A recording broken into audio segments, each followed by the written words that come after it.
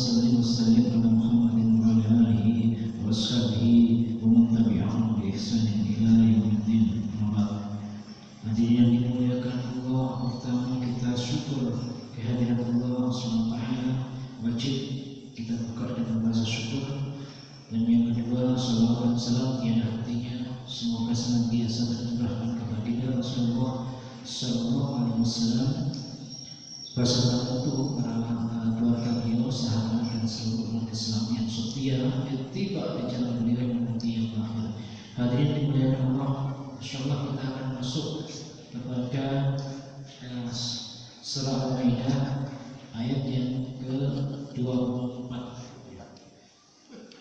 Insyaallah bahasanya ini saya kira langsung saja sama-sama kita buka surah Al-Maidah ayat yang ke-24. Silakan.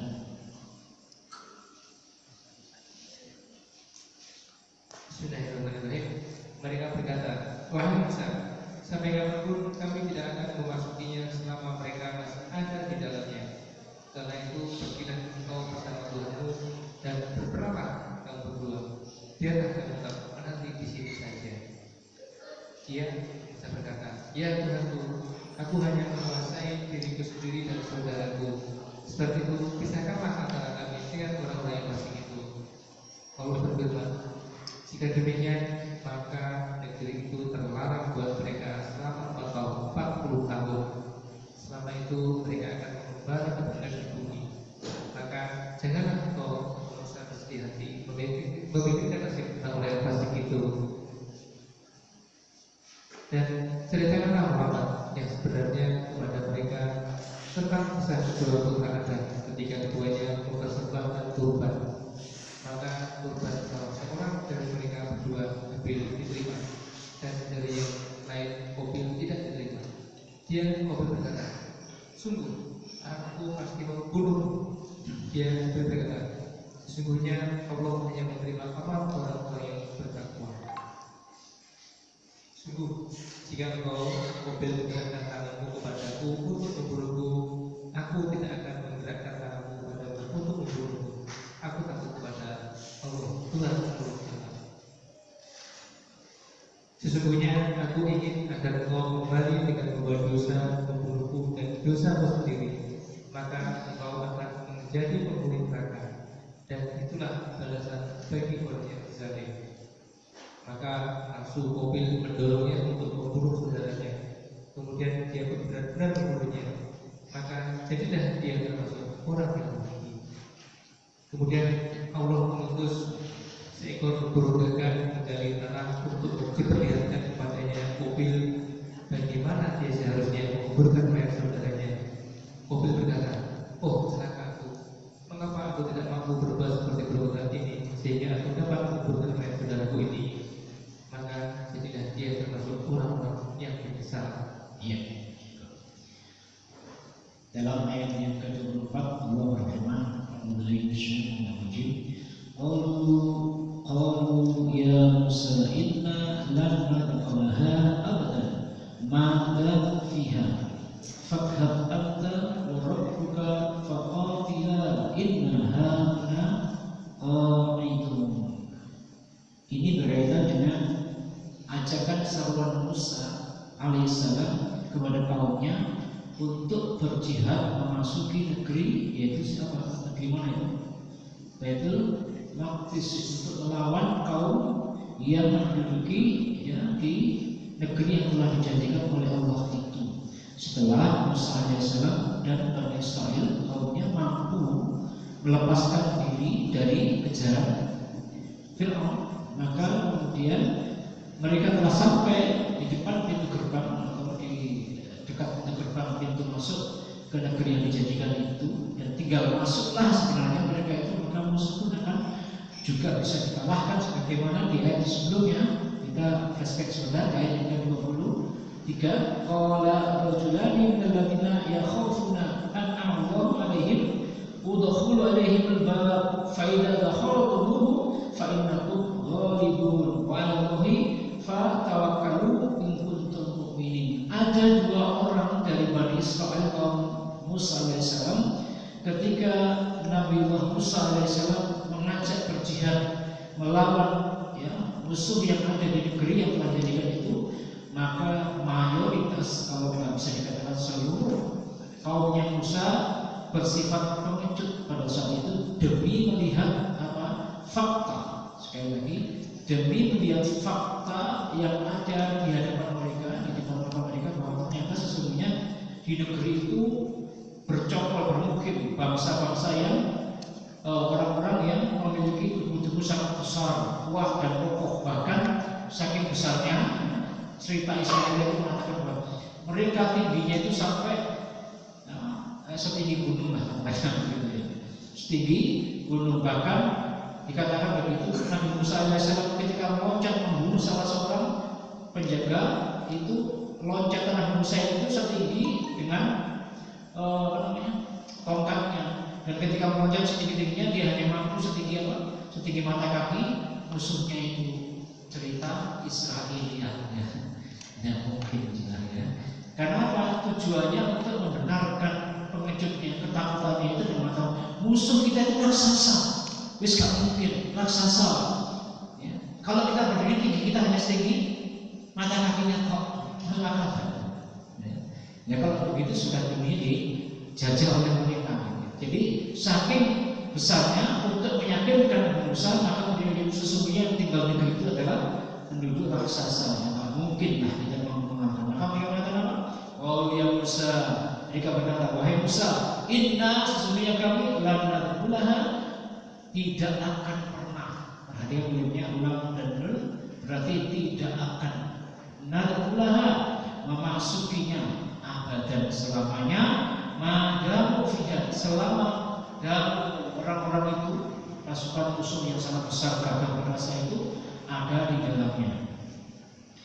Dan kurang ajarnya kemudian dia mengatakan, fathab anta wa rabbuka faqatila, pergilah engkau Musa dan Tuhanmu, dan pergilah kalian berdua berperang melawan musuh. Inna hauna qaidun, kami di sini tak duduk saja nonton peperangan kalian. Kira-kira kalau panjenengan punya pasukan seperti itu gimana gitu? Atau punya rakyat seperti itu, kira-kira gimana? Inilah yang dikatakan ayat ini apa? Logika itu bisa membuat manusia mengalahkan imannya dia. Di sini dikatakan logika mereka itu mengalahkan iman. Kita harus hati-hati ya.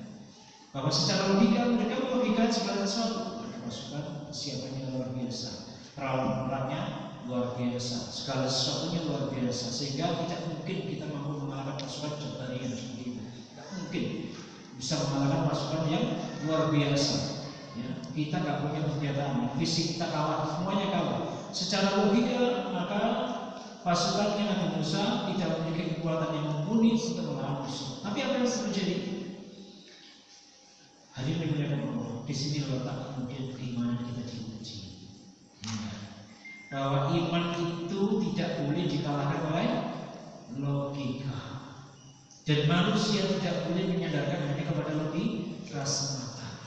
Kalau logika yang mengalahkan iman, ya, maka tentu kita tidak akan pernah mengakui adanya akhirat, karena akhirat tidak bisa dipikirkan. Jangan kalau percaya hanya kepada logika, niscaya akan menjadi orang yang ateis, hanya mengandalkan logika semata. Sementara mestinya iman itu di atas logika. Apa kata Allah? Dzalika kitabun la raiba fihi.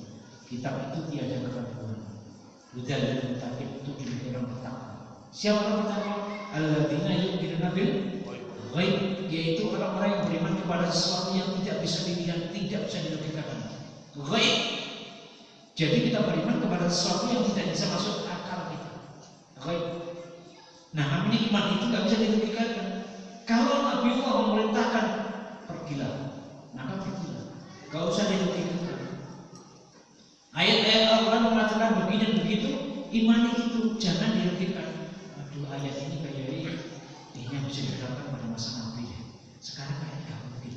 Kan begitu banyak yang tak mungkin. Sehingga banyak orang terpukau oleh apa yang dilihat dan apa yang dilaksanakan. Sehingga menjadi apa? Coba negeri ini segala sesuatu hanya mengandalkan logik semata. Di sini iman kita diuji Bapak Ibu dimulakan Allah. Apakah logika kita itu mengalahkan iman kita? Apakah logika itu mengalahkan iman kita? Inilah makna jihad di sini. Nabiullah Musa alaihissalam mengajak berjihad memerangi musuh yang perkasa, ya, yang menghuni tanah yang dijanjikan. Bahkan 2 orang dari golongan umat Nabi Musa itu sudah takut, ya, kepada Allah. Dia mengatakan bahwa ayo masuk. Kalau kamu masuk pasti kamu akan mengalahkan. Tapi mereka tidak percaya. Bahkan kepada Nabi Musa yang telah mengalahkan Fir'aun, ya, dengan tongkatnya itu dibubuhkan ke laut dan laut itu menelan. Mukjizat itu ada di mereka. Kurang apa? Kurang yakin apa? Ini kan ya Allah, Musa kurang apa? Ya. Memperlihatkan di hadapan mereka, logikanya mereka nggak masuk akal. Kok iso laut dibelah dan mereka bisa melalui dengan selamat? Kok iso? Logika itu sudah tidak masuk akal. Ya. Mereka baru saja melewati sesuatu yang tidak masuk akal itu. Iman mereka baru saja diuji dan mereka mengatakan, maka benarlah ini Musa ini adalah Rasulullah. Tetapi begitu melihat lagi musuh yang lain, ya, sebenarnya lebih remeh ketimbang Fir'aun. Mereka tetap kembali lagi sifat manusianya itu muncul dan mereka tidak mau beriman. Bahkan kemudian Nabi Musa tidak mampu menguasai mereka semua. Nabi Bapak Isu, video Nabi tidak menguasai Bani Israil seperti itu. Ini coba kita buka surah At-Taubah ayat 38. Surah ke-9 ayat 38 dan 39.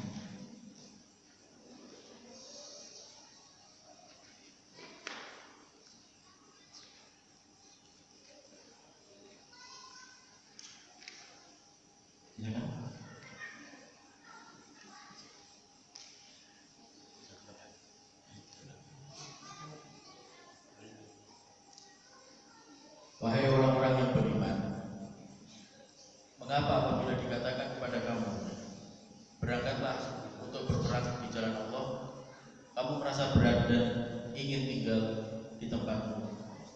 Apakah kamu lebih menyenangi kehidupan di dunia daripada kehidupan di akhirat?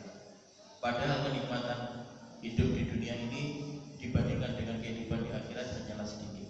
Terus, jika kamu tidak berangkat untuk berperang, niscaya Allah akan menghukum kamu dengan azab yang pedih dan menggantikan kamu dengan kaum yang lain, dan kamu tidak akan merugikannya sedikit pun.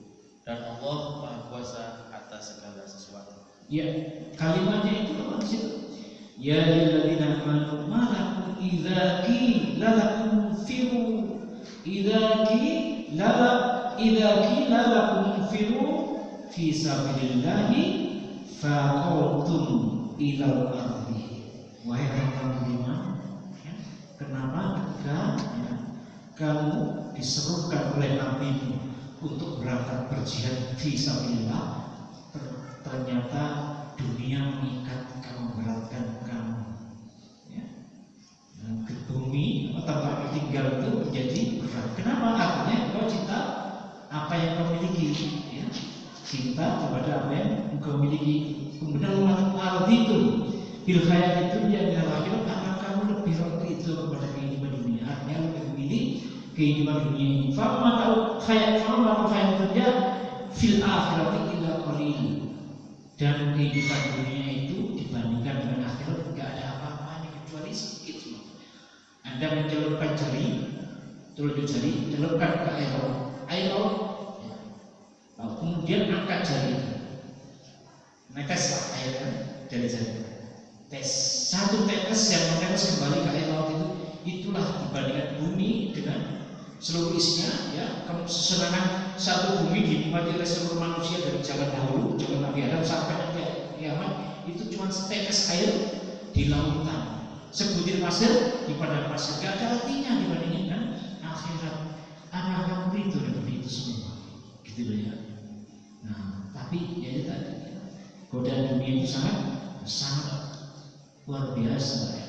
Manusia sudah diuji di mana itu, sebagaimana Allah berfirman, ya, inna khalaqal insana min nutfatin amsajin nabtalihi waja'alnahu sami'an basira. Kata Allah, sesungguhnya manusia itu kami ciptakan dari setetes air mani yang kami kumpulkan kejadiannya dalam rahim perempuan. Kemudian kami uji mereka. Nabtali akan kami uji dengan kami ciptakan, kata Allah, kepada mereka pendengaran dan penglihatan. Berarti memang begitu, ya. Sehingga ujian bagi manusia itu bersumber dari apa? Dari apa yang mereka dengar dan apa yang mereka lihat. Sehingga kemudian logika mengalahkan iman. Kenapa? Karena mereka percaya kepada apa yang mereka dengar dan apa yang mereka lihat. Berkali-kali saya sampaikan di setiap masjid. Hanya dengan kalau mau gampang rame masjid ini mudah. Subuhnya rame, maghrib rame, isya rame, terus setahun rame terus. Gampang benar. Sediakan mobil di depan situ, kasih pita. Barang siapa yang datang paling awal setiap subuh dalam 6 bulan terus-menerus, maka dia berhak mendapatkan hadiah pertama berupa 1 buah mobil Nissan. Misalnya,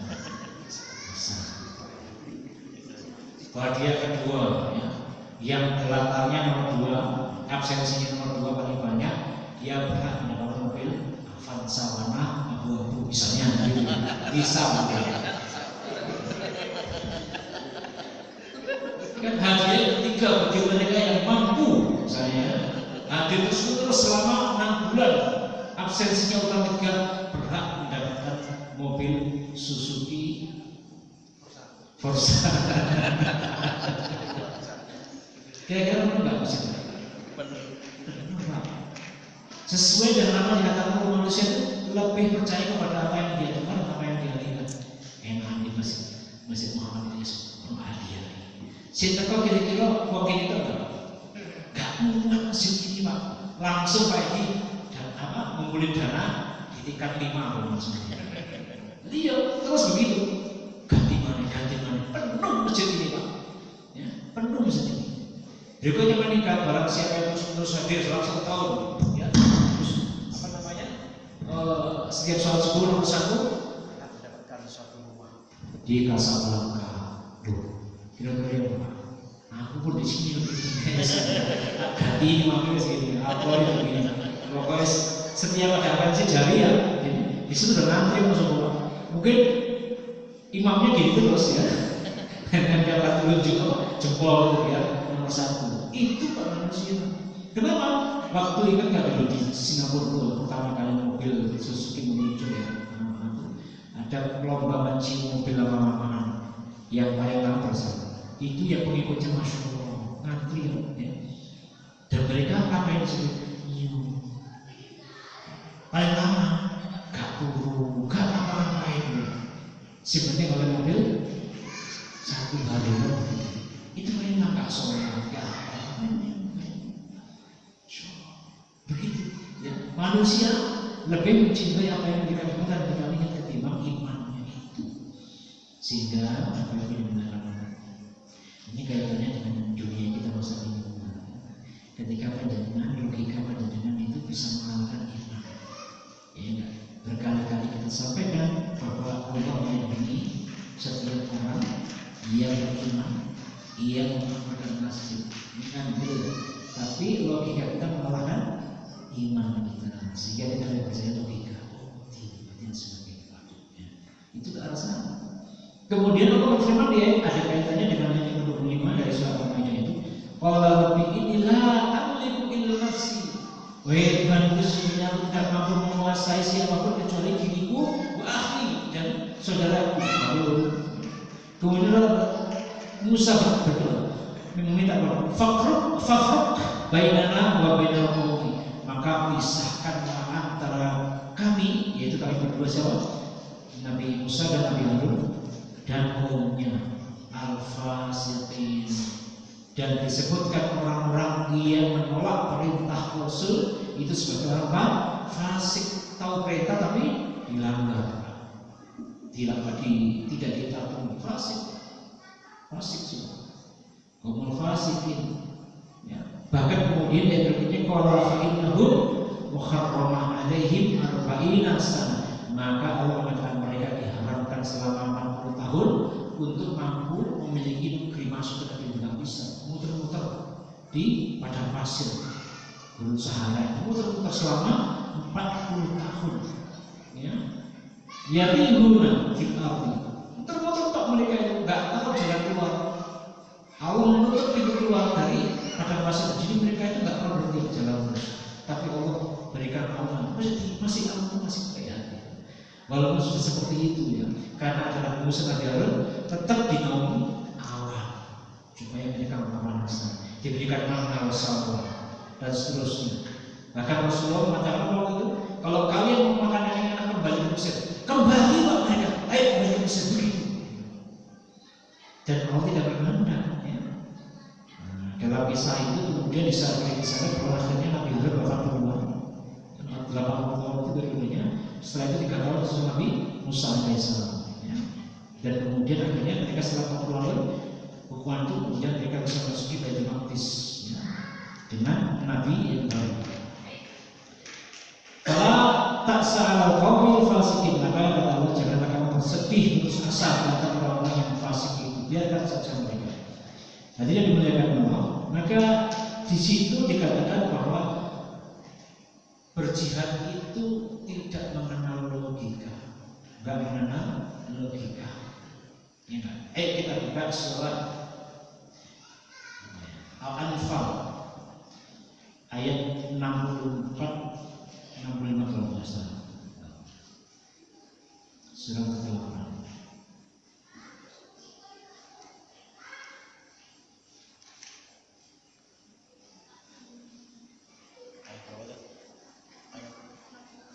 Ya 65 66 coba.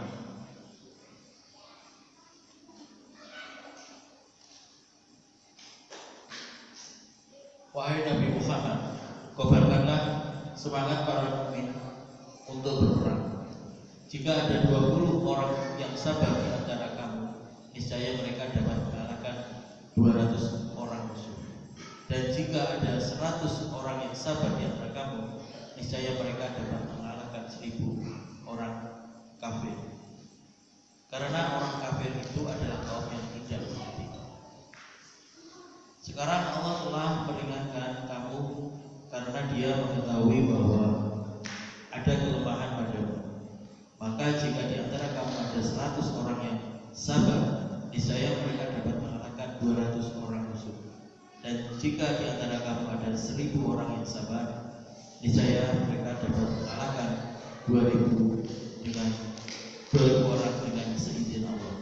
Allah beserta orang-orang yang sabar. Ya, apa kata Allah? Jelas ya. Ya ayuhan Nabi, kharrijil mu'minina al-qital, kerahkanlah olehmu orang-orang yang beriman itu untuk pergi berperang.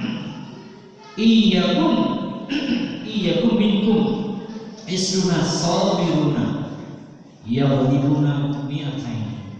Jika ada besertamu 20 orang saja yang sabar, percaya sepenuhnya kamu sama engkau, imannya kokoh, enggak pakai ragu-ragu, ya, pasti mampu mengalahkan berapa? 200. Berapa kali lipat? 10 kali lipat. Kuncinya dikata apa? Sabar. Sabar itu maksudnya apa? Sabar itu maksudnya percaya sepenuhnya dan dia tidak melakukan apapun yang berasal dari Allah dan Rasul. Tidak punya keraguan sedikit pun, itu yang menangkan.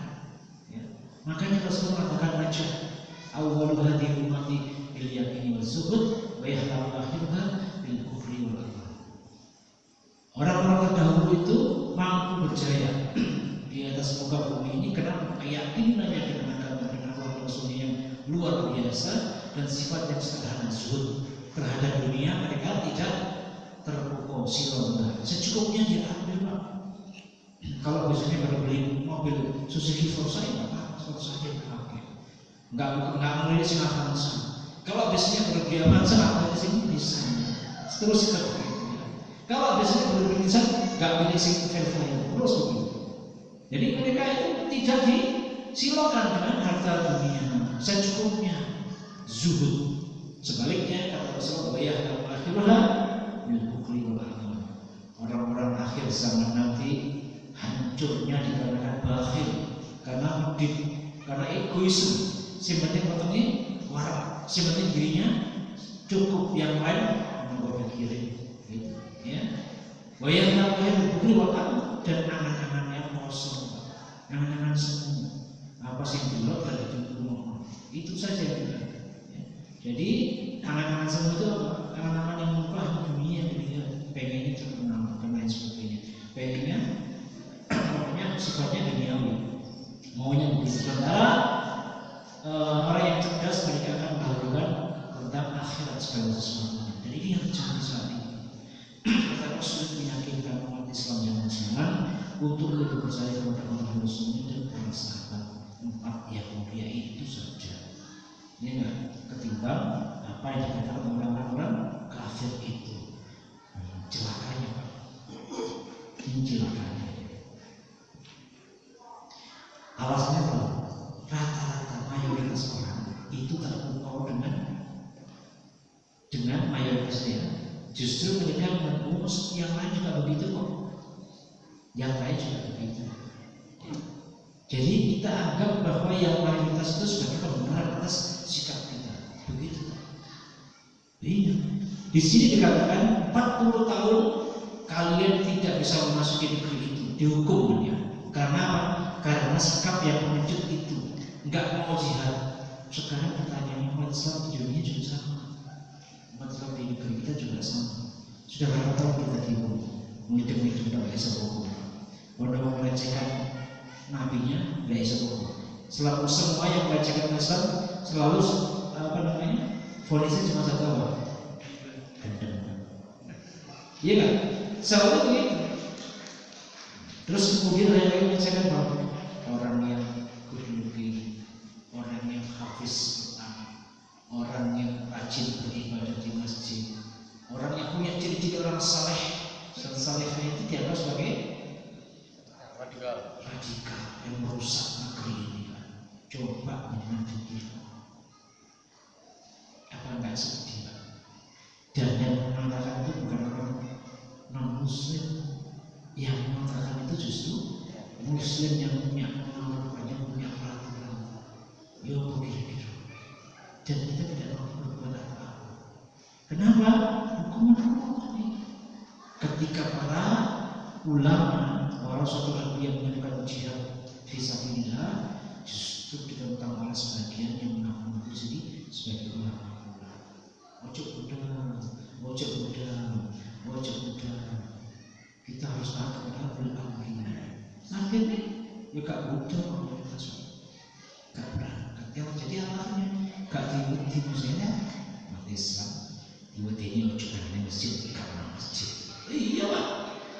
Boleh karena masjid Tuhan, karena masjid Pak. Sosok jangan-jangan. Kalau jangan-jangan Tuhan, gak begitu Pak. Dan seterusnya diweti ini. Padahal dalil sudah jelas seperti kuat bahwa tempat perlindungan terbaik bagi setiap mukmin itu di mana? Di masjid. Tempat perlindungan macam-macam bahaya. Semuanya. Ingat gak bagaimana kemudian pasukan gajah yang akan memerangi, yang akan merobohkan Baitullah pada saat itu. Ka'bah mau dirobohkan. Dan itu belum beriman orang itu. Sebelum Rasulullah diangkat dari Rasul, bahkan baru dilahirkan kan ya. Apa yang terjadi? Siapa yang menjaga Baitullah pada saat itu? Logika tidak bisa mengalahkan iman. Kata kakeknya Nabi Muhammad SAW, kakeknya siapa?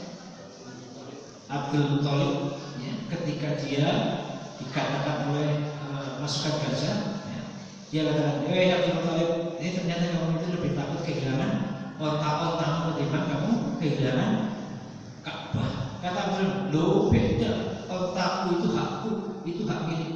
Sementara Baitullah, Ka'bah itu sudah ada yang menjaga, yang punya rumah itu akan menjaganya, ketahuan. Ternyata benar, ya. Ternyata Allah menjaga belum sempat menyentuh sudah dilempari dengan batu-batu dari neraka. Ayo kan, oleh burung apa yang kecil-kecil itu. Nah, ini kan sudah jelas, dalilnya sudah jelas semuanya. Kenapa kita masih takut? Baitullah itu pasti akan dijaga oleh Allah. Tapi manusia percaya enggak? Tak percaya. Tidak percaya. Sedih ya. Saya belum sedih ya. Dan saya pernah ini bidang ya gitu ya. Setiap kali ya Allah, sekali-kali kepala ya Allah, gitunya manusia. Dan mayoritas saya katakan, mayoritas seperti umatnya Bani, seperti umatnya siapa? Nabi Musa Bani Israil pada saat itu. Ya kan? Wis mukjizatnya Rasul itu dijelaskan di depan dia itu tetap tak percaya. Lebih percaya dengan apa yang didengar, apa yang dilihat.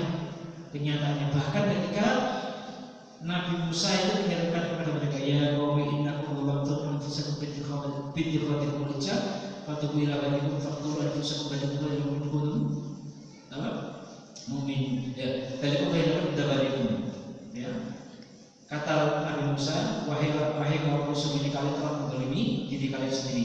Kalian menjadikan makhluk anak sapi itu sebagai sembahan. Faqtulu anfusakum, lebih baik kamu bunuh diri sendiri. Itu lebih baik daripada kamu menjadikan berhala itu sebagai sembahan. Gitu, Pak. Ya. Dan apa jawabannya Nabi Musa? Wong Mustafa, dua yang ya Musa, lan nu'mina laka hatta nara wajhaka. Wahai Musa, kami sekali-sekali tidak akan percaya beriman kepada engkau sampai kami bisa melihat Tuhan Musa. Gak pernah ajar. Enggak, kurang ajar. Padahal mukjizatnya Musa dari tunjukkan di depan mereka itu diselamatkan dari Fir'aun. Dunia itu diselamatkan. Ayat itu kan mengatakan itu setelah mereka Fir'aun tenggelamkan dan diselamatkan, kemudian Nabi Musa diminta oleh Allah bertemu dengan Allah di mana? Di gunung Tur, ya Sinai. Kemudian dia menerima 40 komandemen itu ya, 40 ayat itu turun 40 hari saja Pak, itu sudah balik menyembah anak sapi, anak sapi. Dan setelah itu sudah ditunjukkan mukjizatnya. Dan mereka mengatakan ada sihir mungkin sebenarnya. Ya, ini sihir yang nyata. Ya. Setelah itu kemudian Nabi Musa mengatakan, kamu kok nyembah sapi, anak sapi? Lalu mesti ada ini kok, ya nyembah sapi, sapi mesti, ini loh sapi. Moncongnya hitam tahu ya, moncong hitam sapi itu. Nyembah moncong hitam Pak, sapi moncong hitam. Gak percaya Nabi Musa. Bahkan dia Musa gak percaya. Welekwan dia di Tuhan, delok Tuhanku, kepingin berapa model itu. Mundur, gampang lihat malam. Aku pengen model Tuhanku ya. Gak beriman. Itu kan kurang ajar. Kurang ajar, kurang ajar. Akhirnya apa? Akhirnya kemudian Allah kembalikan dengan mereka diturunkan kilat petir ya, menyambar mereka dan mereka mati. Ya. Mati sebagai dibiarkan hidup oleh Allah. Kemudian dihidupkan yang mati tadi dihidupkan, yang lain bagi saksi itu dihidupkan semuanya. Supaya apa? Supaya ta'alahu apa? Ya syukur agar mereka kemudian bersyukur dan kembali kepada Allah. Tidak mau. Beliau sih Bani Israil. Mau soal diri loh itu penting. Ayat kita kurang apa? Ya, dalil-dalil yang kuat kurang apa? Para ulama kita sudah kurang apa? Tetap umat Islam tidak percaya. Akhirnya, ya negeri ini tidak beriman kepada Allah secara kafah. Apa yang terjadi? Jadi hukum. Ya. Walau anda berdoa, aman bertakwa, ya, nafkah. Ada gitu ya. Andai kata penduduk negeri itu mau beriman dan bertakwa, pasti akan diakumkan kata Allah, barakatuh minas samai wal ardi, dari langit dan bumi. Tapi melakukan mayoritas umat Islam pada saat ini tidak percaya, mendustakan ayat Allah. Tidak percaya Pak, saya masa mundur ceramah di satu masjid itu meyakinkan, ya udah percaya, tidak percaya sama sekali. Inilah logika mengalahkan iman ayat ini. Ayat ini orang Bani Israel itu karena sudah dikasih kepandaian. Logikanya luar biasa. Logika mereka mengalahkan iman mereka. Pelajaran agama kita bahwa orang yang beriman itu tidak boleh mendahulukan logika. Jika logika kita itu mengalahkan iman, mana yang kita pilih? Iman Pak. Iman Pak. Sehingga kemudian gara-gara ayat ini, maka ketika Rasulullah SAW pada saat itu menyerukan kepada kaum mujahid Muhajirin dan Ansar untuk melakukan perang yang pertama, perang Badar. Masyarakat pada saat itu kan masih belum kuat ya, sehingga kemudian yang menyambut seruan Rasulullah siapa? Kaum Muhajirin namanya, cuma minoritasnya, beberapa kelintir. Rasulullah masih ingin menunggu, maka beliau kemudian menolehkan pandangannya kepada kaum Ansar. Bagaimana menurut pendapat kalian? Maka kaum Ansar mengatakan, ya Rasulullah, seolah kau ingin mengatakan bahwa kami tidak ingin berperang bersama. Ketahuilah, andai kata engkau perintahkan kami mengikuti kaum untuk masuk ke laut, pasti kami akan masuk ke laut. Maka berangkatlah kita dan kami akan ada di depan, di belakang, di samping kanan bersama dirimu. Dan kami sekali-sekali tidak akan mengatakan sebagaimana kaumnya Nabi Musa berkata kepada Nabi Musa. Jawaban Ansor, kaum Ansor saat itu. Kaum Ansor saat itu jawabannya begini. Iya enggak? Jawaban Ansor saat itu.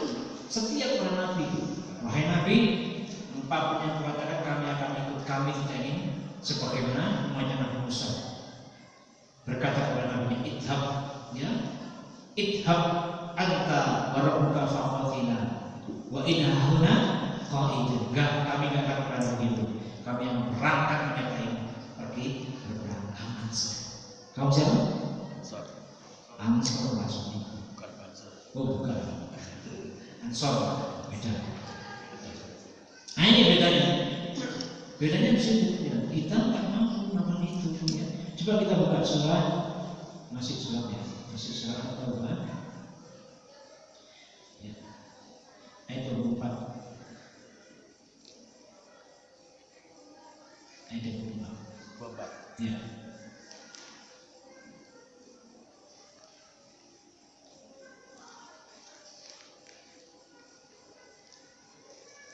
Wahai orang-orang yang beriman, penuhilah seruan Allah dan Rasul. At-Taubah ayat 24. At-Taubah surat ke-9 ayat 24.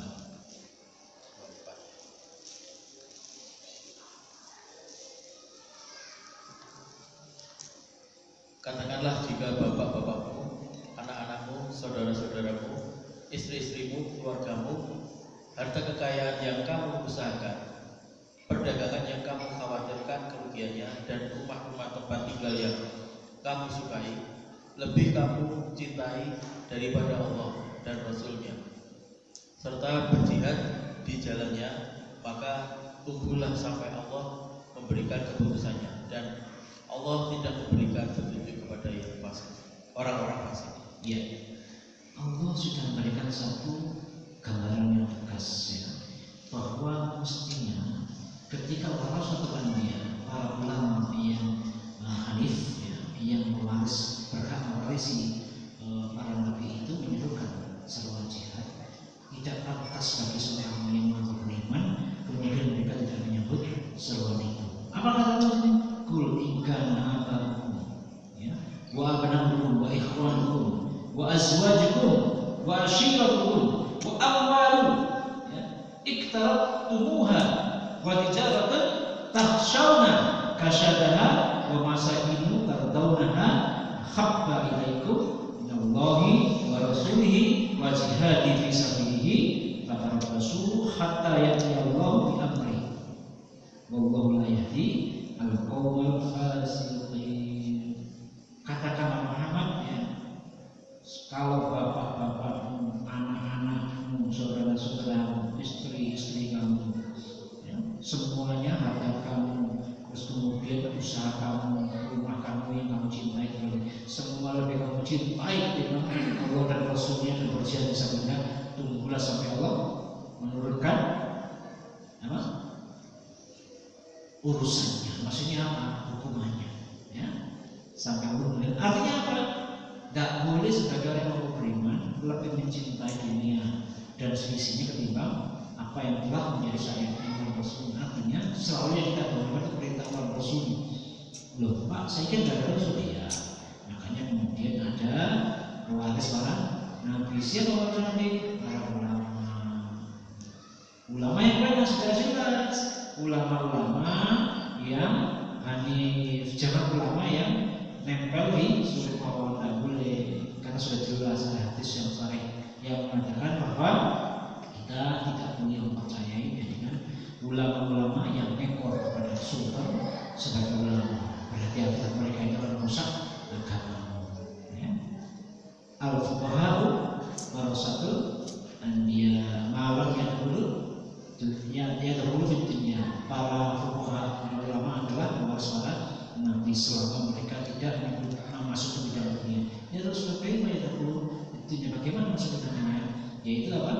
Itbaus sultan, mengekor kepada para penguasa. Jika mereka melakukan itu, maka berhati-hatilah dengan perusahaan agama. Perusahaan. Berarti yang tidak boleh ikuti siapa? Ulama sing nemplek. Ya. Tentu buat dia sebenarnya penguasanya yang beriman, yang menerapkan syariat Allah, mengikuti Al-Quran dan Sunnah dan salafus saleh, maka tidak apa-apa diikuti karena sudah ada hadis yang menunjukkan itu, gitu loh. Tapi kalau penguasanya itu justru ya bertentangan dengan syariat Allah, maka justru kita tidak boleh mentaatinya. Kenapa? Karena kalau kita tidak berhenti menerima yang tak diterima di belakang hawanya, yang tak ditengok sama Nabi. Yang hati-hati. Penguasa harus kita jelaskan seperti apa. Ayat berikutnya, ayat yang ke-27 ya. Watsu alaihim naba'na Adam fil haqq. Ceritakan kepada kaum muslim ya, kepada mereka kisah dua anak Adam, yaitu Qabil dan Habil, dengan sebenar-benarnya, tidak tambahin tidak kurang. Cerita itu langsung diceritakan oleh Nabi Muhammad melalui wahyu yang diturunkan melalui malaikat Jibril. Il qarba qurbanan fatuqbila min ahadihima wa lam yutaqabbal min al-akhir. Ketika mereka melakukan persembahan kurban, maka salah satu di antara mereka diterima dan yang lainnya ditolak. Maka berkatalah yang ditolak itu, la aqtulannak, ya, aku pasti akan membunuh kamu. Qala innama yataqabbalullahu minal muttaqin. Kemudian dia diterima korbannya berkata, sesungguhnya yang diterima oleh Allah itu hanya orang-orang yang bertakwa saja. Siapa yang diterima sebagai Qabil ditolak karena dia memberikan, jadi dia ini ahli bercocok tanam, sementara Habil dia peternak.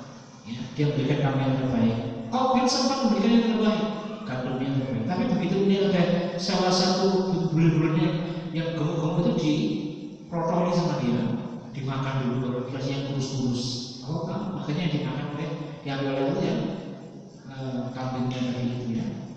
Kenapa ini? Rebutan istri. Jadi Qabil itu punya saudari kandung. Kemudian Qabil yang pertamanya punya saudari kandung. Putranya Nabi Adam itu selalu kembar dua, laki perempuan kalau begitu. Maka yang satu kembaran ini, yang saudarinya Qabil ini cantik. Sementara kembar yang kedua, yang saudari kembarnya Habil itu enggak begitu cantik, kalah cantik pokoknya sama si kembaran Habil. Maka kemudian pada saat itu syariatnya adalah karena darurat ya, maka mereka dikawinkan, itu harus silang gitu ketuanya. Maka kemudian Qabil menolak, penyilangan itu tidak terima, dan dia minta kepada Nabi Adam dia dinikahkan dengan saudara kembarnya. Nabi Adam menolak, tak boleh, nggak bisa, ini setelah Allah. Maka kemudian dia minta pergi ke Mekah ya, untuk pergi ke Baitullah. Dia titipkan seharusnya kepada Qabil. Nah kemudian Nabi Adam berangkat dan Qadarullah akhirnya Qabil membunuh Habil karena cengki cemburu karena kecemburuan dan akhirnya dibunuh. Ini kisahnya dari surah Al-Maidah ayat yang 20 sampai dengan 31 yang tadi dibacakan itu. Kisah tentang itu semuanya. Dari sinilah kemudian bahwasanya Rasulullah melarang sesama mukmin itu untuk saling membunuh. Dan apa kata Habil di situ? Kata Habil, ya, lain, ya, fasatta ilayya yadaka litaqtulani mana bibasitin yadayya ilaika liaqtulak. Andai pun kamu akan menggerakkan tanganmu untuk membunuh aku, niscaya aku tidak akan melawan dan aku tidak akan menggerakkan tanganku untuk membunuh kamu. Ini akhafu, sesungguhnya aku takut kepada Allah Rabbul Alamin. Maka berdasarkan ini kemudian Rasul mengatakan, ya, ketika dua orang muslim bertemu di sayfihima dengan kedua pedangnya, maka orang yang pembunuh maupun yang maktul, ya, qatil wal maktul finnar, dua-duanya dalam neraka. Pada saat dia Rasul ada li qatil, ya, bagaimana yang maktul itu yang membunuh, bagaimana yang terbunuh? Kenapa kata Rasul? Fa innahu kharisan, ya, fa innahu kharisan ala qatli sahibi. Sesungguhnya pada saat itu yang terbunuh itu sudah punya niat untuk membunuh temannya, saudaranya tadi itu. Makanya Habil mengajarkan bagaimana kalau itu, maka ikutilah apa yang ada, tahan tangan. Tapi aku dibunuh, bela diri, jangan membunuh. Gitu. Semampumu, tapi jangan sampai membunuh saudara seiman. Itu kalau dalam Islam itu. Jadi kalau sudah mau mengalahkan dia, masih terus dia buat pisau, kita rebut, pisaunya kita. Oh jadi pisau mau berubah misalnya. Nah gitu kalau sama mukmin, ya, begitu. Bela diri begitu, bukan untuk membunuh dia. Tapi kalau orang kafir, salah membunuh gitu ya. Teknologi apa ya, menghalau dan jadi begitu caranya. Dia tidak mau membunuh Habil itu karena ini akhaf, sesungguhnya aku takut kepada Allah Rabbul Alamin, Rabb semesta alam, takut Pak. Kemudian apa kata Habil? Ini uridu ayyatu, ini uridu ayyatu bi ismi wa ismika fatakuna min askabin nar.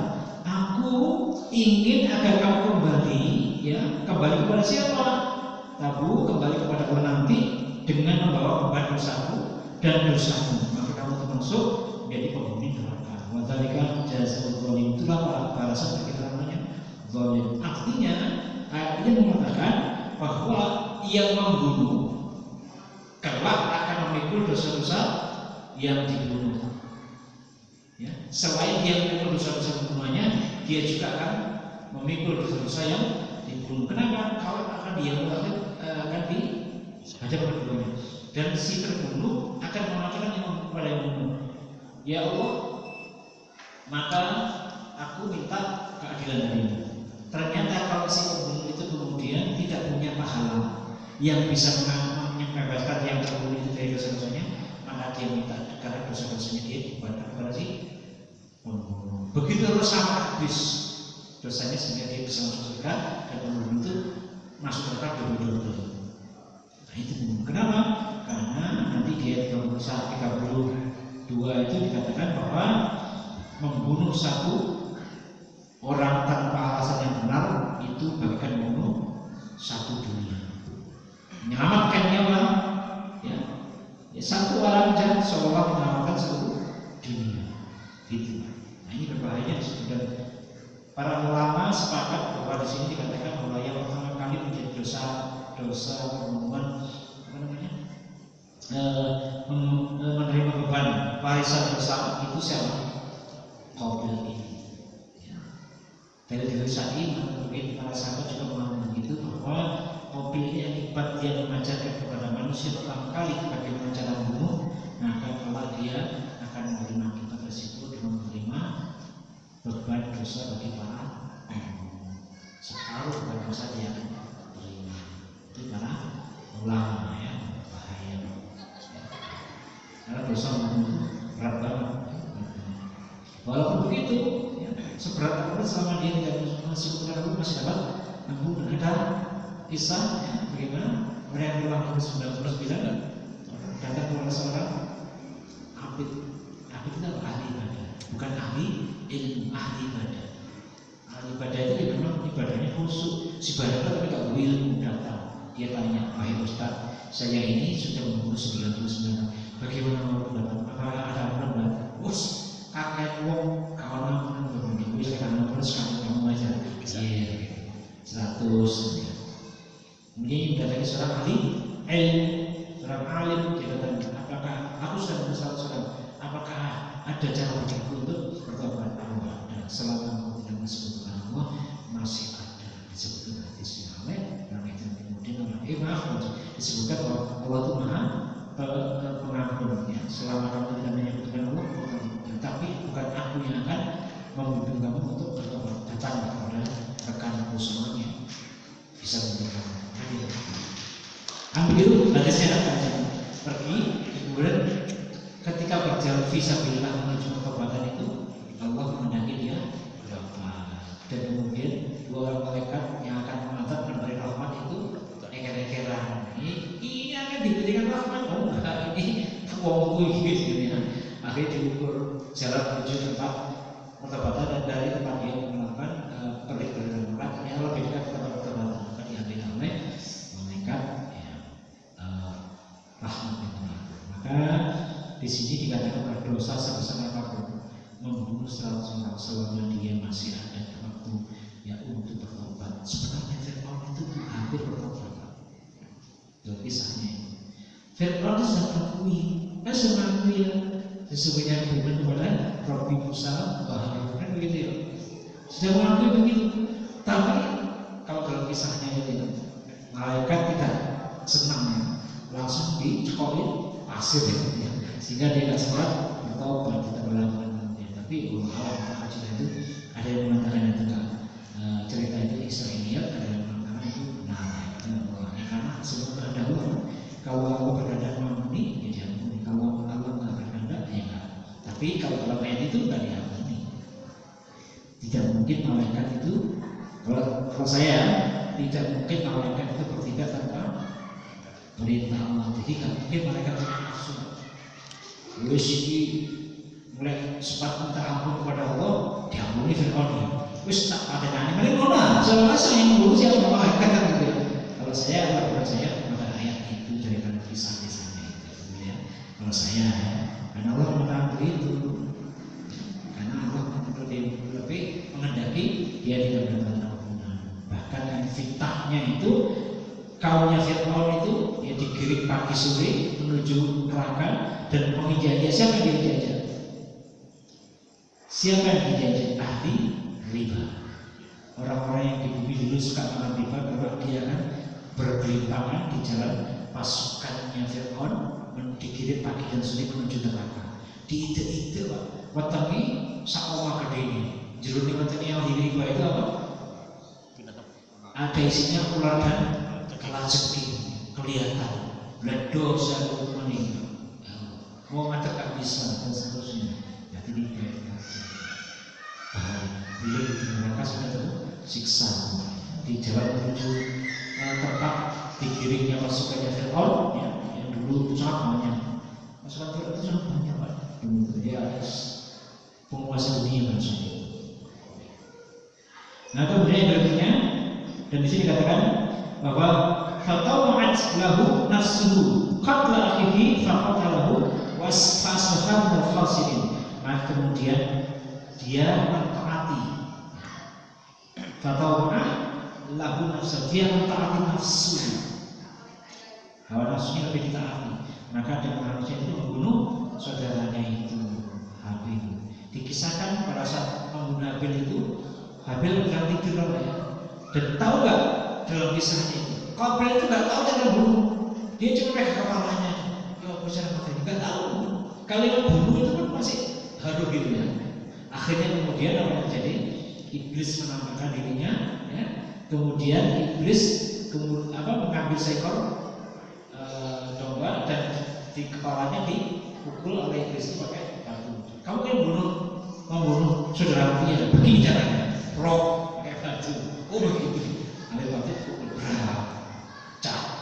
Setelah itu menyesal, kan dia menyesal. Iblis ngomong, Hawa, anakmu membunuh si sahabat Habil, anakmu dibunuh oleh anaknya yang lain. Nangis. Apa yang mau dibunuh? Dia dibunuh. Apa maksudnya dia tidak bisa mendengar lagi. Berarti dia mati dong? Iya mati sekarang. Ada awal-awal bunuh itu belum tahu bagaimana cara bunuhnya.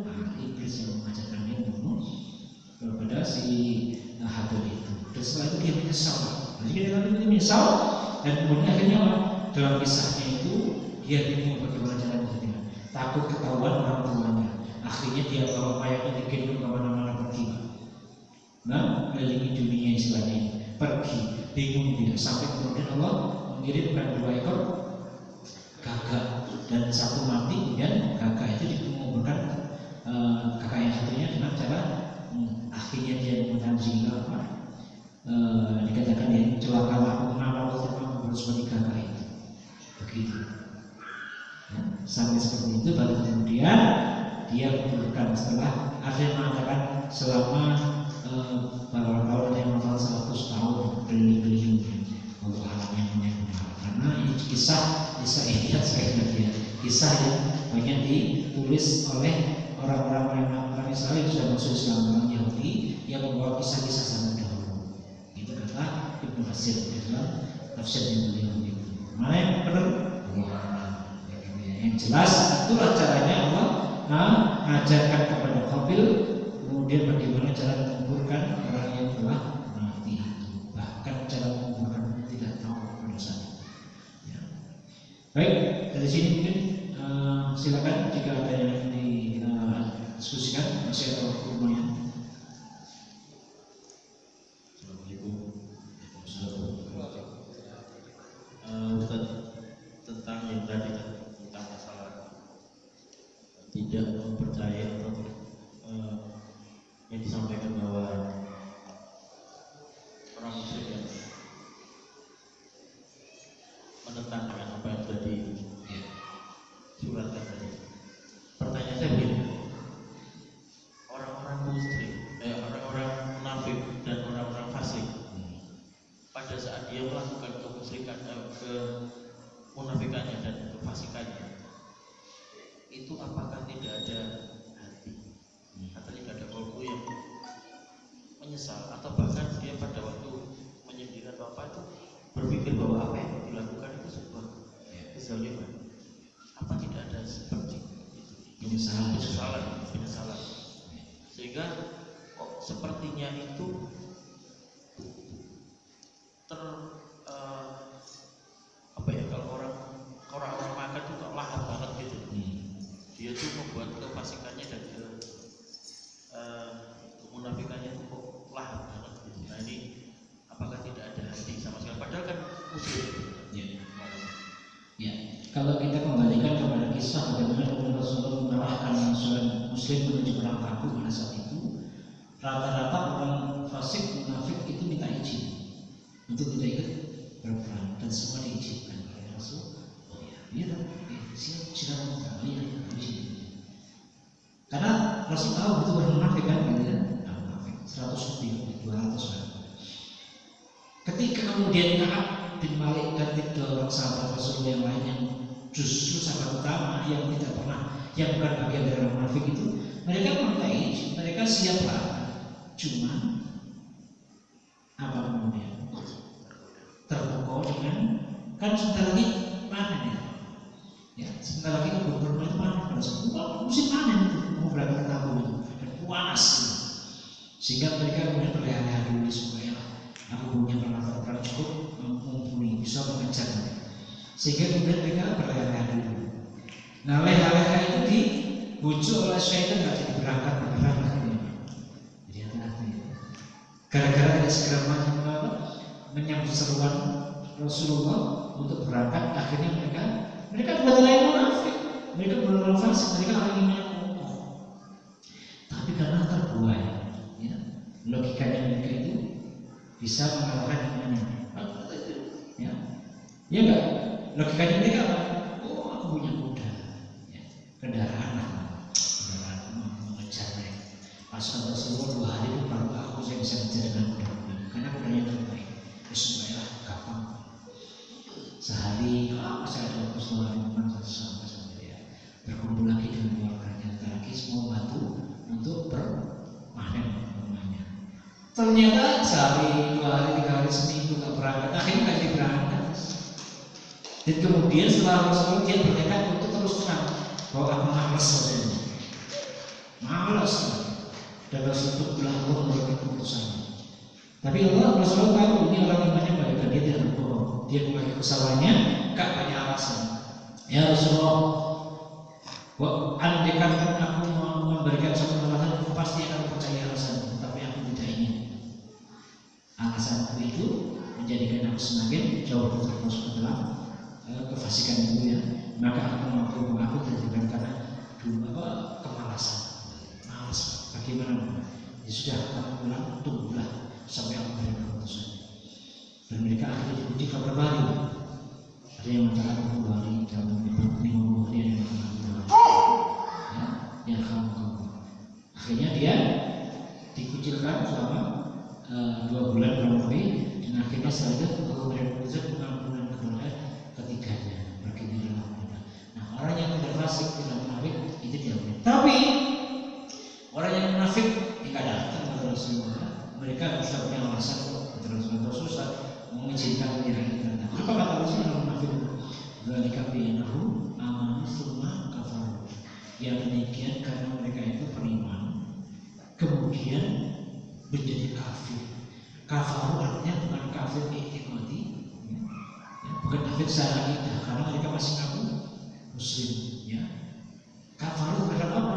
Terhadap semua berkaitan dengan perintah lawan Allah, mengkufri nikmat Allah. Maka Allah katakan fatuha ala qulubihim, maka kami tutup kunci mati hati mereka, ya. Fatuha ala qulubihim fahum la yafqahun, sehingga mereka tidak menjadi fahaman apa yang mengucapkannya. Sehingga orang yang munafik fasik itu saking banyaknya berbuat maksiat kepada Allah sehingga hatinya menjadi keras seperti batu, bahkan lebih keras dari batu itu, dan akhirnya mereka tidak mau menerima hidayah. Makanya orang tahu banyak mereka tidak mampu memahami apa yang tidak dipahami. Perbuatan mereka itu tidak mampu mereka pahami. Loh, kok ini ya nggak ngerti mereka. Hatinya keras seperti batu. Kalau Ibnu Qayyim mengatakan bahwa hatinya itu sakit, sehingga dia melihat ma'ruf itu menjadi batil, yang batil menjadi ma'ruf. Kebalik. Dia melihat kebatilan itu seolah-olah ma'rufan, ma'ruf itu kebatilan. Nah, kan gitu kan orang munafik itu. Ya. Orang yang dikatakan apa namanya? Orang yang rajin sholat itu adalah apa namanya itu dasar-dasar radikalisme. Jadi orang-orang radikal itu rajin sholat, rajin puasa, hafiz Quran goblok. Coba Anda pikir. Kita pikirkan. Kok bisa? Kok agamanya nggak paham, perintahnya apa itu nggak paham? Paham, tahu tapi mereka tidak mau tahu. Hatinya sudah beku, keras, ya. Semua kosong menegakkan mimbar kita juga. Fahiyah kafijarah, mau asyik kosong. Kemudian hati kalian lebih keras seperti batu atau bahkan lebih keras dari batu itu.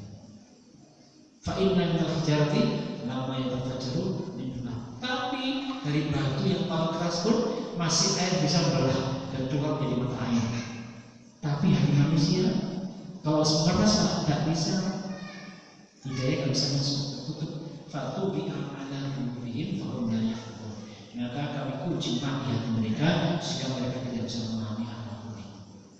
Jadi dengan ngomong orang-orang munafik yang ramai di medsos yang selalu mencibir umat Islam itu tahu, ya, dan mereka mengakunya muslim, tapi mereka nggak paham dengan apa yang dikatakan. Kenapa? Dikunci mati hati mereka. Kenapa? Saking banyaknya mereka bermaksiat kepada Allah. Sing dimakan haram, sing dipakai bajunya haram, sing diminum haram, bergaul dengan orang-orang yang haram, mendapatkan sumber harta dari barang-barang yang haram. Bagaimana mungkin mereka akan menjadi paham? Tapi apakah mereka akan, kalau mereka suatu mereka saya, yaitu berserah. Bahkan sebaliknya, ada juga dari kaum muslim, ya, yang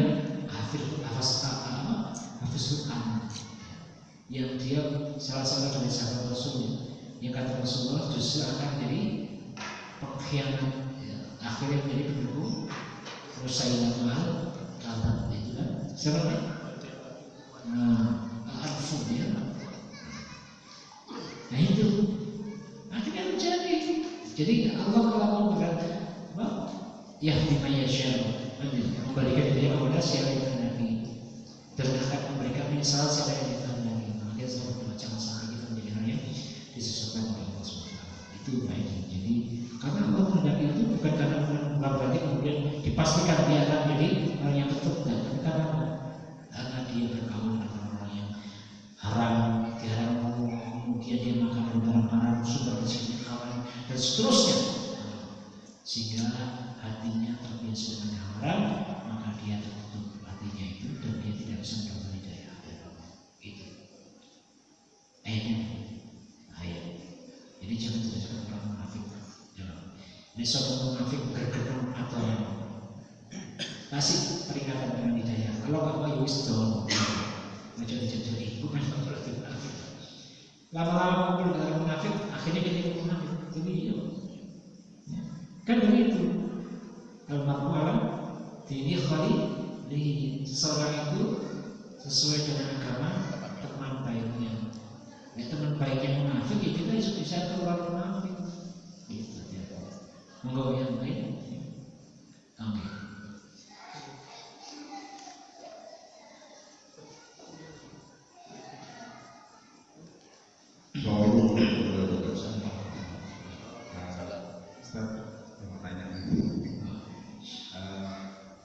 Kalau dilihat kondisi saat ini kan sudah subur-subur kemunafikan baik pelaku maupun sifatnya. Apakah ini merupakan fase atau tanda akhir zaman? Karena banyak kaum muslim yang sudah takut akan mati dan takut akan miskin. Atas sikapnya seperti apa untuk menindaklanjuti? Karena kalau menurut kajian-kajian sebelumnya, iman yang paling rendah adalah membiarkan kezaliman itu terjadi. Ya. Assalamualaikum warahmatullahi wabarakatuh. Iya. Rasul sudah memberikan satu panduan yang tegas kepada kita semuanya bahwa kalau di akhir zaman mensolkan bingung. Kan begitu ya, bingung karena saking banyaknya perbedaan. Ya kan begitu ya. Sehingga tanda-tanda itu mana yang munafik, mana yang fasik, semuanya saling mengklaim. Kan begitu ya. Tapi Rasulullah sudah tahu sebenarnya itu. Dia berikan petunjuk. Ketika beliau mengatakan, "Faman ya'is itu fasayara ikhtilafan katsiran." Barang siapa yang kalian dipanjangkan usianya, kelak kalian akan mendapati banyaknya perselisihan. Dia lama itu yang Rasulullah harus bisa mendapat. Kemudian Rasulullah berikan pendapatnya begini, fa'alaikum bima araftum min sunnati wa sunnatil khulafa'ir rasyidin al-mahdiyyin. Maka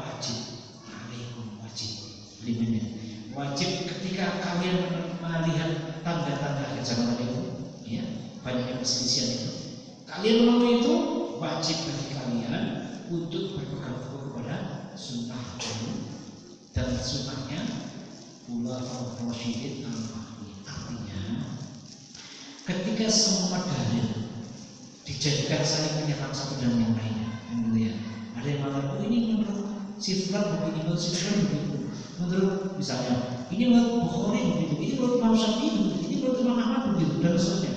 Kembalikan semua dalil itu kepada asalnya yang dicontohkan oleh Rasul dan para sahabat yang mulia yang itu.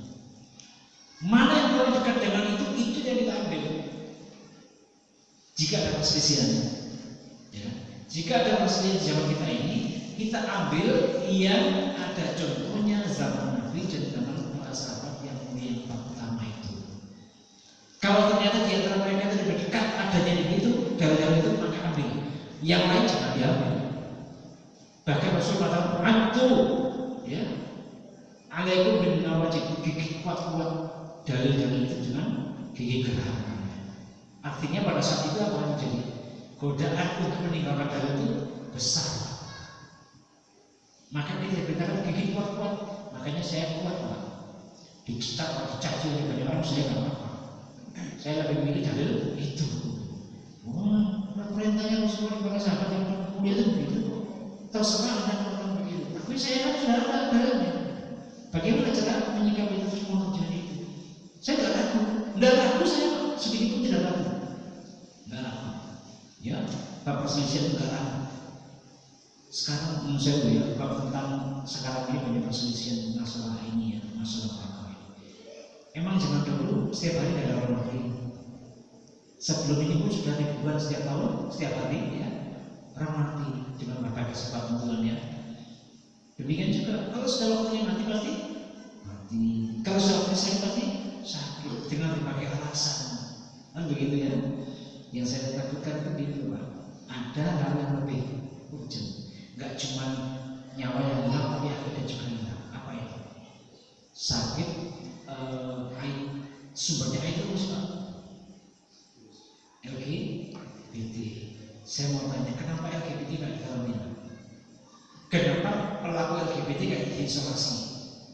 Kenapa? Kenapa penderita AIDS kok gak diisolasi? Bahkan kita diminta apa? Terimalah mereka, hiduplah bersama mereka. Kan begitu ya? Dan seterusnya. Kenapa saya tanya? Kenapa ya? Itu ya LGBT gak cuma mati, akidah juga bisa rusak kalau gak diisolasi. Tapi kok malah justru diterima. Justru kita bertoleransi, haknya sama, iya gak? Mindset kita mau digiring seperti itu.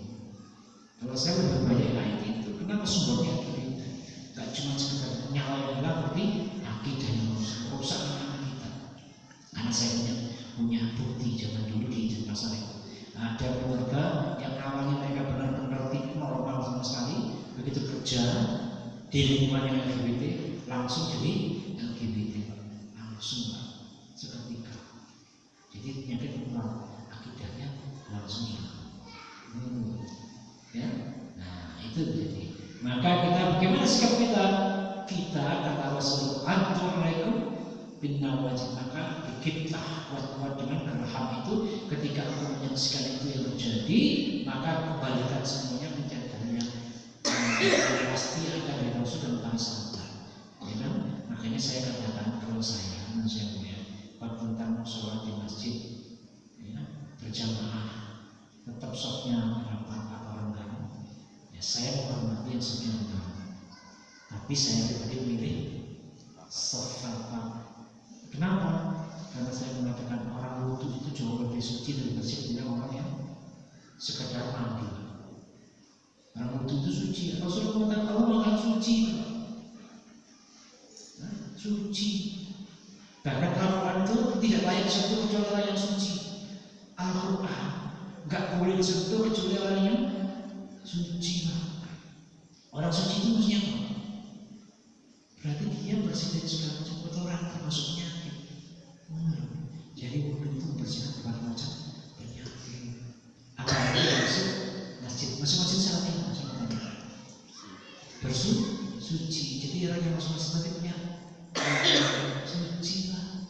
Kurang apa sih? Tapi orang Islam tidak percaya. Ya, lebih takut dengan apa yang didengar, apa yang dilihat. Ini padahal tidak. Bagaimana cara kita? Ya kita memanggil dalil yang lebih kuat yang dekat dengan Rasul dan para sahabat yang utama itu. Ya, tinggalkan pendapat-pendapat yang menyelisih pendapatnya Rasul dan pendapatnya empat sahabat yang utama itu. Ketika terjadi. Kalau nggak ada Rasul, kalau normal aja boleh mengambil pendapat siapa saja, selama tidak bertentangan dengan syariat. Tapi ketika ada pertentangan, ya, misalnya adalah Sofyan berat atau Sofyan lapat, saya mau tanya, cari dalil di mana zamannya sahabat Rasulullah yang memerintahkan sholat. Silakan cari. Sebenarnya nggak ada satu dalilnya. Dicari dari mana? Paling banyak, terus yang paling kecil juga gelap begitu tempatnya diambil. Nah ini yang harus kita perhatikan. Jadi harus hati-hati, dan kita berpegang teguh kepada dalil yang telah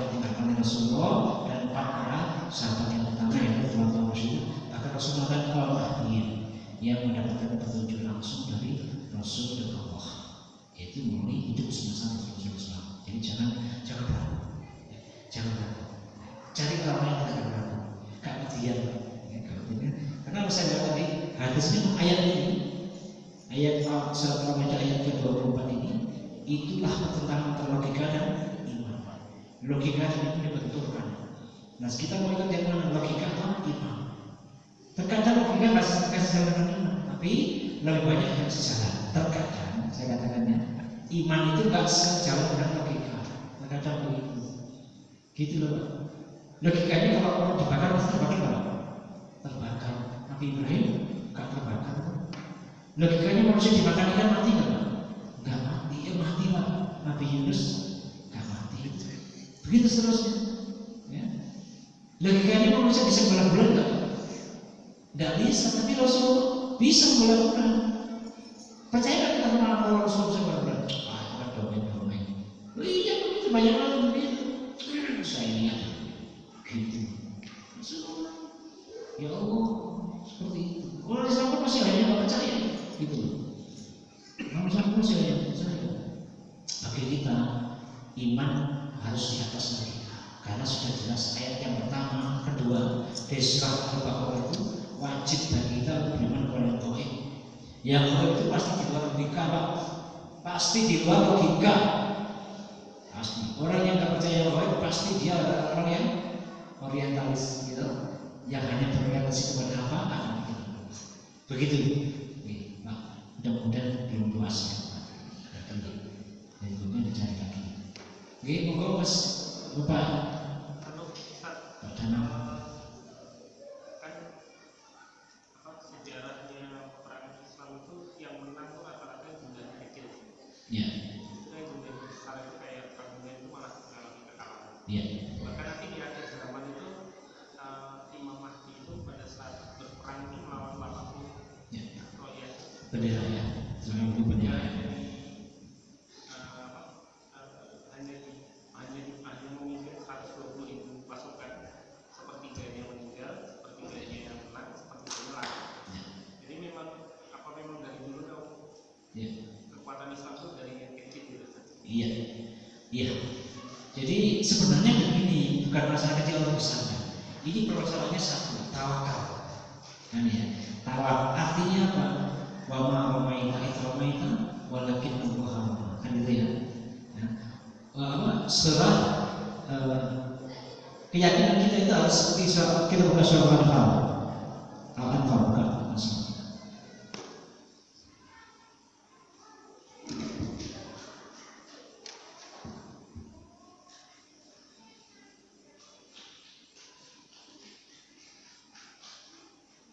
Al-Anfal 17.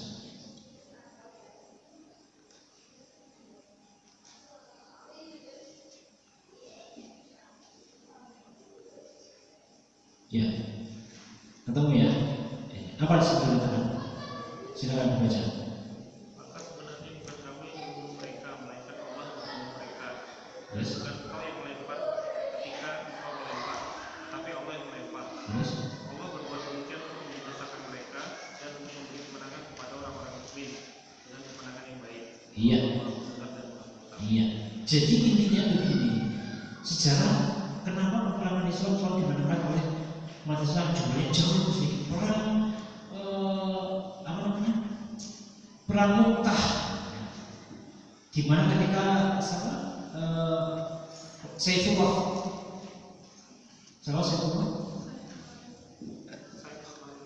nah, Khalid bin Walid pertama kali ikut peperangan, dia bukan jadi komandan pada saat itu. Siapa yang jadi komandan?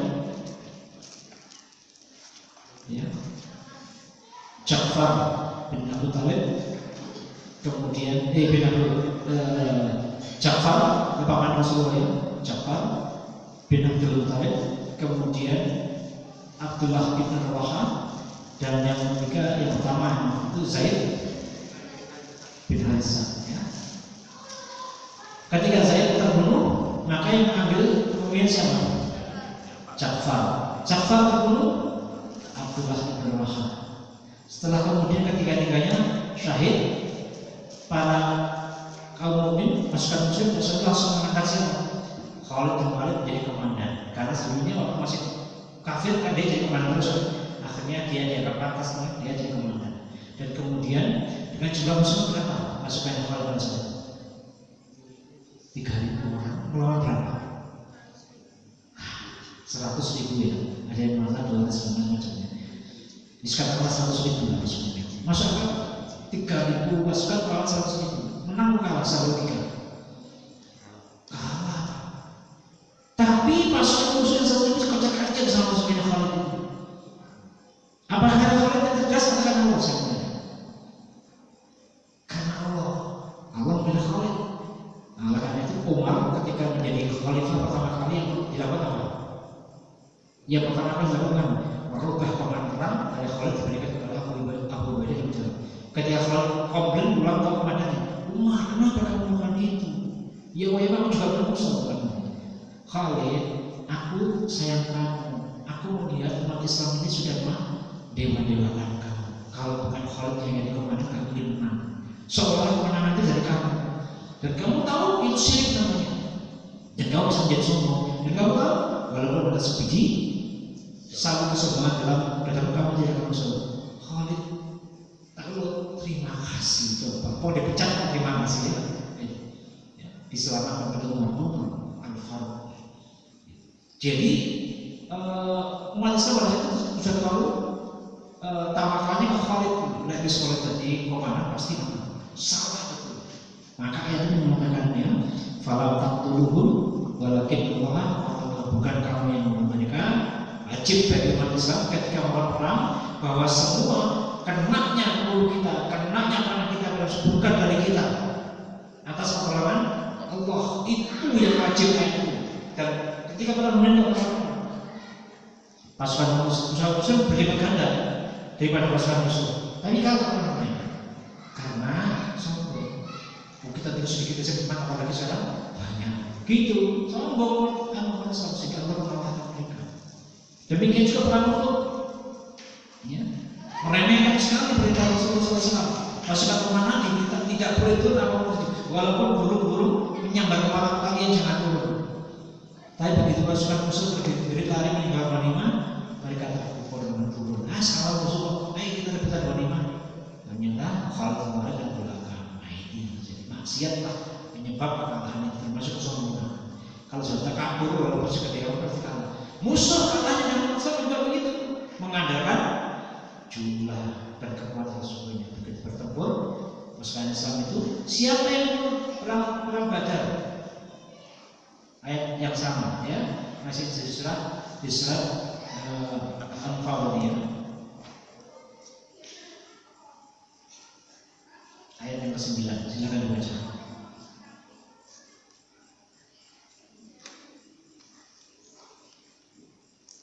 Ingatlah ketika kamu memohon pertolongan kepada Tuhanmu, lalu diperkenankannya bagimu, sungguh aku akan mendatangkan bantuan kepadamu dengan 1.000 malaikat yang datang berturut-turut. Iya. Jadi pada saat perang Badar itu pasukan muslim tidak punya kekuatan apa-apa.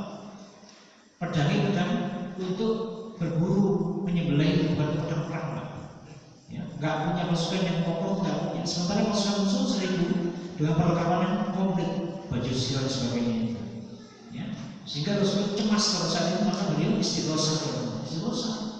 Ya, nggak tidur semalaman, minta supaya ya Allah, aku mendapatkan kemenangan besok pasukanmu. Kalau kau tidak memenangkan, aku berjanji tidak akan ada lagi manusia di bumi yang menyembah kamu. Begitu Pak Nabi mengancam Rasulullah pada Allah. Jangan ditiru ya. Ya Allah, kalau engkau nggak berikan aku kerjaan yang aku berjanji gitu ya. Jangan gitu ya Allah. Jadi itu hanya Rasul yang gitu ya. Nah sampai Abu Bakar pun mengamankan Rasulullah. Cukup wahai Rasulullah. Sesungguhnya Allah mendengarkan apa? Doa itu aku akan mendatangkan bala bantuan kepadamu berupa 1.000 malaikat yang datang berturut-turut. Artinya ketika perang Badar itu logika manusia kalah. Tapi pada Islam yang kuasa itu mengatakan bahwa kamin fiatin kaulilatin melakukan fiatan kasiratan biiznillah. Pasukan yang sedikit karena Allah bisa mengalahkan pasukan yang musuh. Berapa banyak dulu ya, sehingga mereka nggak kecut, nggak ada sama sekali.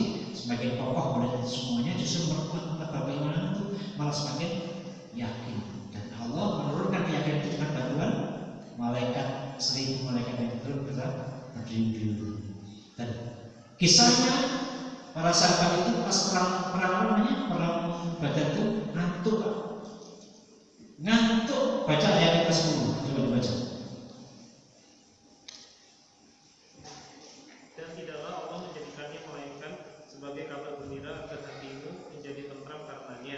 Terus Dan kemenangan itu hanya dari sisi Allah. Terus apa? Allah Maha Perkasa, Maha Bijaksana. Satu lagi yang 11. Ingatlah ketika Allah membuat kamu mengantuk untuk memberi ketentraman darinya, dan Allah menurunkan air hujan dari langit kepadamu untuk mensucikan kamu dengan hujan itu, dan menghilangkan gangguan-gangguan setan dari dirimu, dan untuk menguatkan hatimu serta memperteguh telapak kakimu. Iya. Jadi ini Pak, kepada Mas saya, ketika perang Badar itu pasukan Muslim itu didarat ngantuk berat. Saking ngantuknya pedangnya satu berkali-kali pasukan Muslim. Perang itu sampai muncul pedangnya, ngambil manuver. Ya Allah, jadi perang sampai ngantuk. Kan hati-hati. Namanya orang ngantuk itu perang tahu nggak? Sedang mari pokoknya ngantuk, wis nyepet-nyepet ini. Dan nyepet belum pernah kalau musuh sudah putus. Belum pernah kalau sudah putus. Siapa yang mereka? Sehingga para orang-orang kafir Quraisy yang tertangkap 70 orang itu mengatakan, aku berarti bukan kamu yang nangkap aku, ada orangnya begini cincin. Siapa pada yang tahu? Mereka. Rasul itu mereka. Kalau nggak lihat, ya. Mereka. Jadi begitu. Ditolak oleh Allah. Kemenangan itu bukan karena kemenangan pasukan Islam sendiri. Jadi yang memenangkan mayoritas peperangan Islam itu karena yakinnya akan pertolongan Allah. Nah, saya ulangi lagi, itu harus kita warisi, Pak. Jangan kehilangan keyakinan. Jangan kehilangan keyakinan terhadap pertolongan Allah.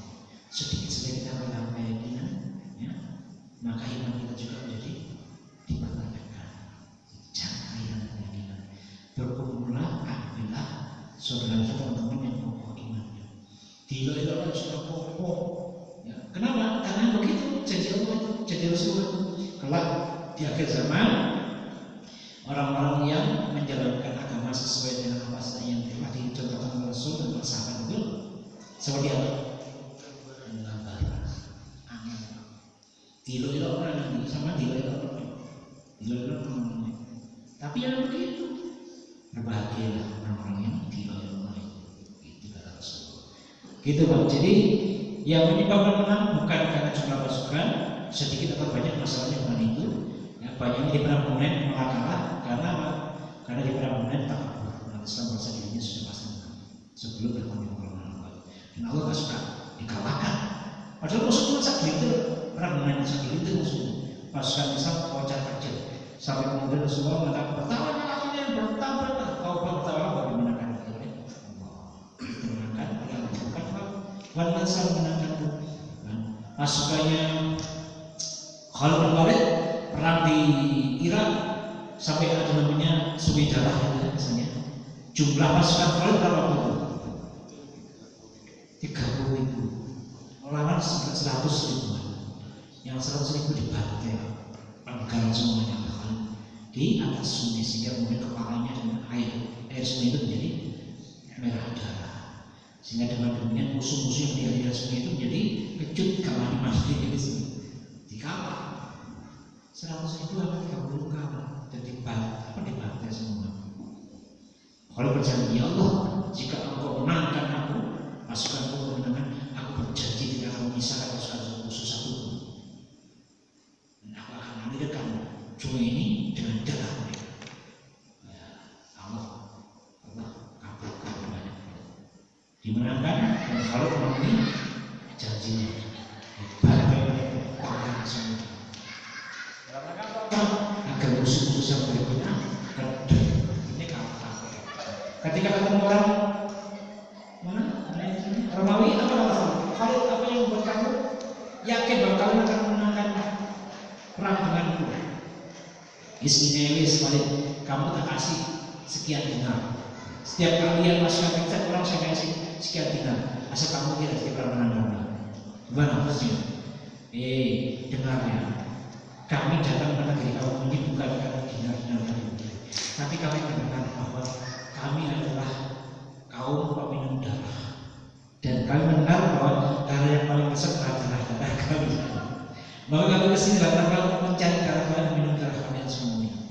Coba kalau itu runtuh anunya, apa namanya, semangatnya musuh itu. Memang vampir lah gitu ya. Nah iya, ini gitu. Gambar meruntuhkan semangat itu kalau mereka begitu. Seperti itu. Nah, tapi jadi tiru. Itu strateginya Khalid itu ya. Itu saya kira. Pertolongan Allah yang menjadikan kemenangan itu, kesembuhan yang menjadi ketaatan Allah. Demikian. Mudah-mudahan bermanfaat kajian kita hari ini. Kita semua jika Allah memberikan usia dan kesempatan kita melakukan waktu yang sama.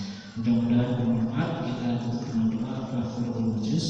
Subhanallah wa bihamdihi asyhadu an la ilaha illa anta astaghfiruka wa atubu ilaik. Wassalamualaikum warahmatullahi wabarakatuh. Kepada para jamaah dan berhubungan, sebelum pulang ini ada suka mas. Monggo